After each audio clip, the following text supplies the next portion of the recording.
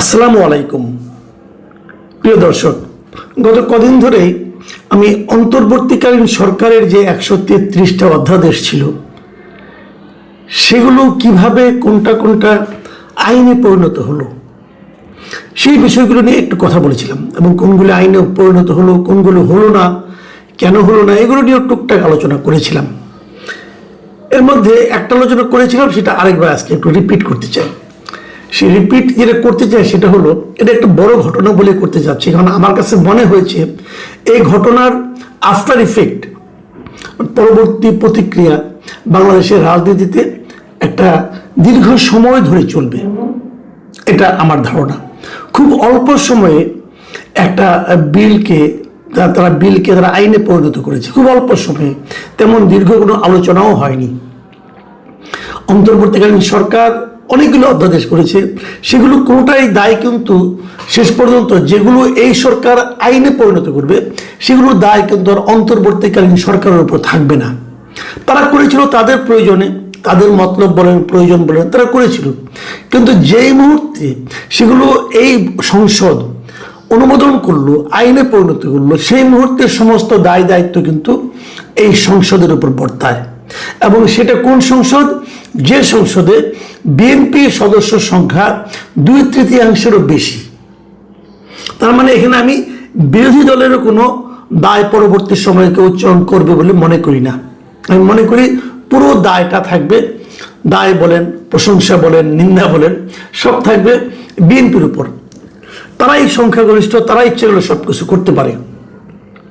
তো যেটা নিয়ে আলোচনা করছি সেটা হলো যে আওয়ামী লীগের রাজনৈতিক কর্মকাণ্ড যে বন্ধ রাখা, এই সংক্রান্ত যে অধ্যাদেশটা ছিল, যেটা নাকি 2025 সালের মে মাসে 12 তারিখে অন্তর্বর্তীকালীন সরকার অধ্যাদেশ আকারে জারি করেছিল, সেই জিনিসটাই প্রথমে শুনেছিলাম যে কিছু সংশোধন করা হবে, পরে দেখলাম কোনো সংশোধনও হলো না, হুবহু সেটা পাশ হয়ে গেল এবারের সংসদে সর্বসম্মতিক্রমে হবে, এতে কোনো সন্দেহ ছিল না।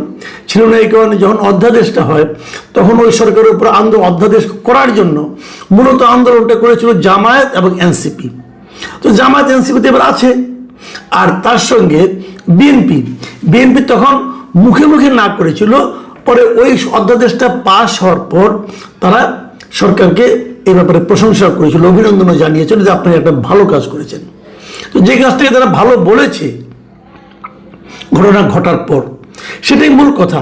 কারণ আগে তারা কে কি বলেছে, আগে তাদের নেতা টাইম ম্যাগাজিনকে কি বলেছেন, ওনার দলের অন্য অন্য লোকরা যে বলেছেন যে আমরা কোনো রাজনৈতিক নিষিদ্ধ চাই না, এই যে বলেছিলেন সেগুলো কিন্তু ইমম্যাটেরিয়াল। কারণ ঘটনা ঘটে যাওয়ার পর তারা সেটাকে সাপোর্ট করেছেন। এখন সেই সাপোর্টটাই যে তাদের আসলে মূল অভিব্যক্তি, মূল চিন্তা, সেটাই কিন্তু আমরা এবার দেখতে পেলাম এই বিল পাশ হওয়ার মাধ্যমে। যে তারা বললেন যে তারা আওয়ামী লীগের নিষিদ্ধ চান এবং সেই অনুযায়ী তারা আপাতত তারা আওয়ামী লীগ কোনো কর্মকাণ্ড পরিচালনা করতে পারবে না যতদিন তাদের বিচার না হবে। এই হলো বেসিক ঘটনা। আমি এটার প্রতিক্রিয়াটা কি হতে পারে সেটা নিয়ে একটু কিঞ্চিত আলাপ করতে চাই। দেখুন, বাংলাদেশের ইতিহাসে রাজনৈতিক দল নিষিদ্ধের ঘটনা কতবার ঘটেছিল? খুব বেশিবার কি ঘটেছিল? প্রথম একবার ঘটেছিল বঙ্গবন্ধু শেখ মুজিব স্বাধীন হওয়ার পর। প্রথম আমাদের সংবিধানে একটা ঘটনা ঘটানো হয়েছিল, সংবিধানে বলা হয়েছিল যে ধর্মভিত্তিক রাজনৈতিক দল নিষিদ্ধ করা হয়েছিল, এবং ওই ধর্মভিত্তিক রাজনৈতিক দল নিষিদ্ধ করার কারণে অটোমেটিক্যালি বাংলাদেশের বেশ কয়েকটা রাজনৈতিক দল নিষিদ্ধ হয়ে গিয়েছিল। সেগুলো হলো জামাত ইসলাম, তোর মুসলিম লীগ ধর্মভিত্তিক রাজনৈতিক দল করত, নিজাম ইসলাম, পিডিপি, এই নুরুল আমিন ছিল একজন ব্যক্তি, ওনার দল, এইগুলি কিন্তু অটোমেটিক্যালি নিষিদ্ধ হয়ে গিয়েছিল প্রথমবার। তারপরে নিষিদ্ধ করলো দ্বিতীয়বার করলো বঙ্গবন্ধু শেখ মুজিবুর রহমান। এবার তিনি যেহেতু সমস্ত দলকে নিষিদ্ধ করে একটা দল করলেন, বাকশাল, অতএব সব দল কিন্তু অটোমেটিক নিষিদ্ধ হয়ে গেল। সেখানে আওয়ামী লীগও নিষিদ্ধ হয়ে গেল, আরো যা দল ছিল, জাসদ সব নিষিদ্ধ হয়ে গেল।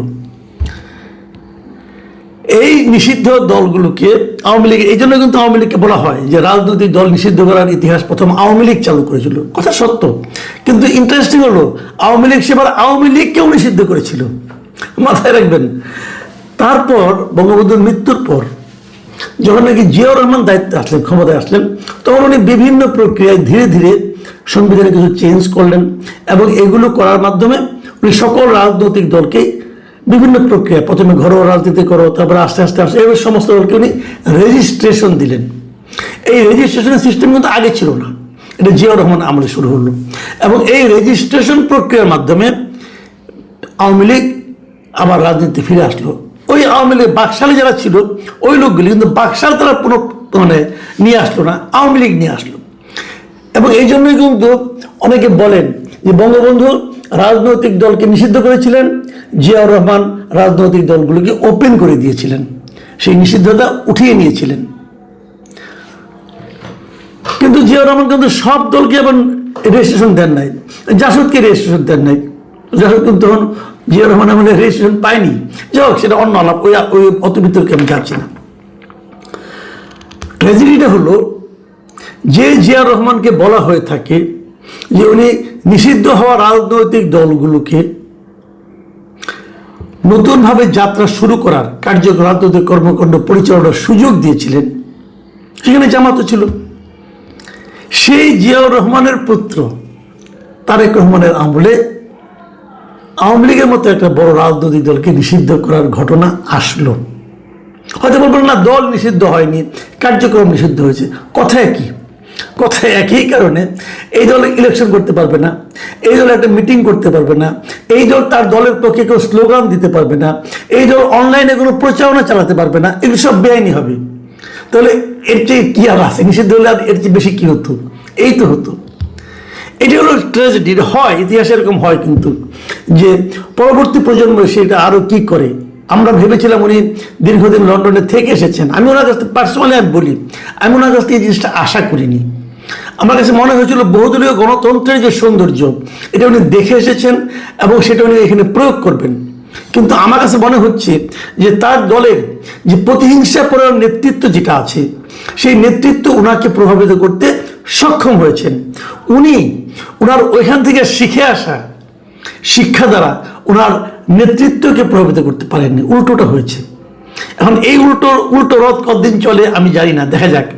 অথবা এমনও হতে পারে উনি যে জিনিসটা আমাদের কাছে প্রকাশ করেছেন ওটা আসলে ওনার আসল চেহারা না, ওই আগের চেহারাটাই আসল চেহারা, আমরা জানি না। কিন্তু আমি এটাকে ভালোভাবে নেইনি। এখন আপনি বলবেন যে আমি হয়তো আওয়ামী লীগের দালাল হতে পারি, বলতে পারবেন যে ফেসিবারের দালাল, ভাই এগুলো কিছুই না। আমি যেটা চাই, আমি চাই একটা রাজনৈতিক দল যদি কোনো অন্যায় করে তার শাস্তি দেবে জনগণ। আপনি জনগণের উপর ছেড়ে দেন। আমি দেখলাম আজকে রিজভী আহমেদ বলতেছেন যে আওয়ামী লীগকে নিষিদ্ধ করার মাধ্যমে জনমতের প্রতিফলন ঘটেছে। তো জনমতের প্রতিফলন ঘটানোর দায়িত্ব আপনি নিয়েছেন কেন? ওটা জনমতকে করতে দেন। আপনারা জনগণের কাছে গিয়ে এই এজেন্ডা নিয়ে গিয়েছিলেন? আপনাদের যে নির্বাচনী ইশতেহার ছিল সেখানে কোথাও আপনারা বলেছিলেন যে আপনারা নির্বাচিত হলে আওয়ামী লীগকে নিষিদ্ধ করবেন? বলেছিলেন? বলেননি। বরঞ্চ আপনারা বহুদলীয় গণতন্ত্র স্থাপন করবেন এবং আপনার নেতার যে বক্তব্য, যেটা টাইম ম্যাগাজিনে প্রচারিত হয়েছিল, ওটাকেই জনগণ মনে করেছিল যে এটাই বিএনপি। কিন্তু জনমতের প্রতিফলন তো আপনারা ঘটাননি।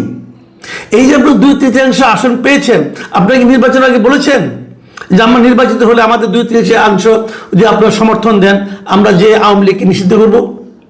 বলেননি তো আপনারা। তাহলে এটা করার মাধ্যমে আপনি কি অর্জন করলেন? অনেকে বলেন যে নানা কারণ হতে পারে। ওনারা মনে করেন যে আওয়ামী লীগ 2/3 সংখ্যাগরিষ্ঠতা পাইছে, এখন তারা খুব একটা নির্ঝঞ্ঝাট ভাবে, খুব কোনো ধরনের চ্যালেঞ্জ ছাড়া তারা একটা ক্ষমতা উপভোগ করছে।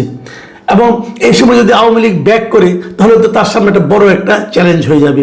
সেই চ্যালেঞ্জটা যাতে না আসে এই জন্য তারা তাদেরকে নিষিদ্ধ করে দিয়েছে। বাট আমি মনে করি এই যুক্তিটা ধোপে টিকবে না। টিকবে না এই কারণে, আওয়ামী লীগকে আপনি আসতে দিচ্ছেন না, কিন্তু আওয়ামী লীগের যে ভোটগুলো আছে সেগুলো কি হবে?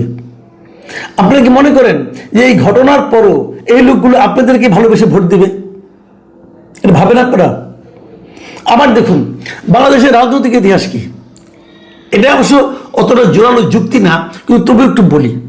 সেই যুক্তিটা হলো যে বাংলাদেশে কিন্তু আমরা দেখেছি যে প্রতিবার যদি নির্বাচনটা অবাধ এবং সুষ্ঠু হয় তাহলে ক্ষমতাসীন দল নির্বাচনে বিজয়ী হয় না।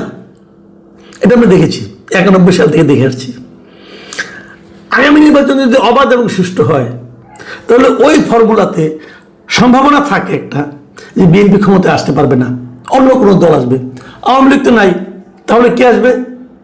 জামাতে ইসলাম আসবে। জামাতে ইসলামের মতো একটা দল যদি ক্ষমতায় আসে, বিএনপি কি অবস্থা হতে পারে? আমি বিএনপিকে একটা খালি চিন্তা করতে বলি। আপনারা ভাবুন, যদি আওয়ামী লীগ ক্ষমতায় আসে অথবা যদি জামাত ক্ষমতায় আসে, আপনার জন্য কোনটা বেশি স্বস্তিকর হবে? ভেবে নিন, সমাধান আপনারা পাবেন, কোনো সমস্যা নাই। আবার আরেকটা ফর্মুলা আছে, আরেকটা অপিনিয়ন কিন্তু আছে। এই অপিনিয়নটা হলো যে বোধ করি বিএনপি একটু ভয় পেয়ে গিয়েছে। ভয়টা কিসের? ভয়টা হলো যে যদি তারা আওয়ামী লীগকে ছাড় দেয়, আওয়ামী লীগকে যদি এবার না করে, এবার তারা নিষিদ্ধ না করে, এই অধ্যাদেশটা যদি তারা বাতিল করে দিত, তাহলে জামাত এবং এনসিপি তারা বিএনপির বিরুদ্ধে একটা আন্দোলন গড়ে তুলত। বলতো তারা বলে না যে আওয়ামী লীগ বিএনপি কি একই সাপের একই বিষ, দুই সাপের একই বিষ, বলে না কে জিনিস? ওই জিনিসটা কিন্তু হতো। এই ব্যাপারটাকে বিএনপি ভয় পেয়েছে। ভয় পেয়ে তারা আওয়ামী লীগকে নিষিদ্ধ করেনি, হয়তো পরবর্তী সময়ে সুবিধাজনক কোনো এক সময় আবার এটা তারা উঠিয়ে নেবে, এরকম একটা অপিনিয়ন কিন্তু আছে। যদি এটা হয়, সেটাকেও আমি খুব একটা গ্রহণযোগ্য মনে করি না। এই একই ফর্মুলায় তারা কিন্তু নির্বাচনের আগে ওই যখন হলো, সংস্কার হলো, সনদ হলো, তারপর হ্যাঁ ভোট না ভোট হলো, তারা কিন্তু ইচ্ছার বিরুদ্ধে এমন অনেক কাজ করেছে যার জন্য তাদের এখন কথা শুনতে হচ্ছে। তো এটা যদি হতো, তাহলে বরঞ্চ তারা যদি জামাত এনসিপি তারা কথা বলতে বটে, কিন্তু তারা কিন্তু পাশাপাশি আওয়ামী লীগের সমর্থকদের পেয়ে যেত, কিন্তু সেটা তারা রিস্ক নেয়নি। এবং আরেকটা অপিনিয়ন যেটা বিএনপি কেউ বলছেন যে আগামীতে স্থানীয় সরকার নির্বাচন আছে, সেই স্থানীয় সরকার নির্বাচনে যদি আওয়ামী লীগ মাঠে থাকে তাহলে তারা একটা বেকায়দায় পড়বে, এই জন্য তারা আওয়ামী লীগকে আপাতত নিষিদ্ধ রেখেছে। হয়তো স্থানীয় সরকারের পরে তারা আবার হয়তো অন্য কিছু করতে পারে, এটা হতে পারে। বাট এটাও আমার জন্য মনে হয় না খুব একটা সুবিধা হবে। কারণ আমার কেন যেন মনে হয় যে স্থানীয় সরকার নির্বাচনটা অবাধ এবং সুষ্ঠু হয়, যদি এই দুটো উপনির্বাচনের মতো না হয়, যদি শেরপুরের মতো না হয়, তাহলে আওয়ামী লীগের ভোট কিন্তু উল্টা দিকে যেতে পারে ভাই, বড় বেকায়দায় পড়তে পারেন। যা হোক, এগুলি আপনারা দেখবেন, দেখার পরে হয়তো মোটামুটি ধারণা করতে পারবেন আসলে কোন দিকে যাচ্ছে। আমি আলোচনাটা শেষ করব সুপ্রিম কোর্টের একজন সিনিয়র আইনজীবী, আমি বিবিসির একটা রিপোর্ট পড়লাম, ওনার মিস্টার শাহাদিন মালিক, ওনার একটা বক্তব্য দিয়ে তিনি যে জিনিসটা বলেছেন সেটা হলো, আমি আপনাদের পড়ে শুনে, উনি বলেছেন বিএনপি বিলটি পাশ করে আওয়ামী লীগ বিষয়ে নিজেদের অবস্থান পরিষ্কার করেছে এবং তারা না চাইলে বিলটি পাশ হতো না। একটা দলের নেতাকর্মী বা সাধারণ সদস্যরা অপরাধ করতে পারে, তার বিচারও হতে পারে, কিন্তু তার জন্য দল বা দলের কার্যক্রম নিষিদ্ধ বহাল রেখে বিএনপি সরকার ভবিষ্যতেও অনেক দল নিষিদ্ধের ক্ষেত্র প্রস্তুত করলো। এটা কিন্তু ওনার বক্তব্য। এবং ওনার আরো একটা বক্তব্য হলো যে আওয়ামী লীগের হাতে বিএনপি নির্যাতিত হয়েছে, এখন কেউ যদি মনে করে বিএনপিও প্রতিশোধমূলক বা প্রতিহিংসামূলক সিদ্ধান্ত নিয়েছে, তাহলে তাকে দোষ দেওয়া যাবে না। আমার মনে হয় বিএনপি নেতারা, আমি আরো অনেক উদাহরণ দিতে পারতাম, আপাতত এই পর্যন্ত থাক। আমি আশা করি বিএনপি নেতৃবৃন্দ ডক্টর শাহাদিন মালিকের এই মন্তব্যগুলো একটু মাথায় রাখবেন। প্রিয় দর্শক, কি হবে আমরা আগামীতে দেখতে পাবো যদি ততদিন বেঁচে থাকি। সবাই ভালো থাকবেন, এখন এই পর্যন্তই। আল্লাহ হাফিজ।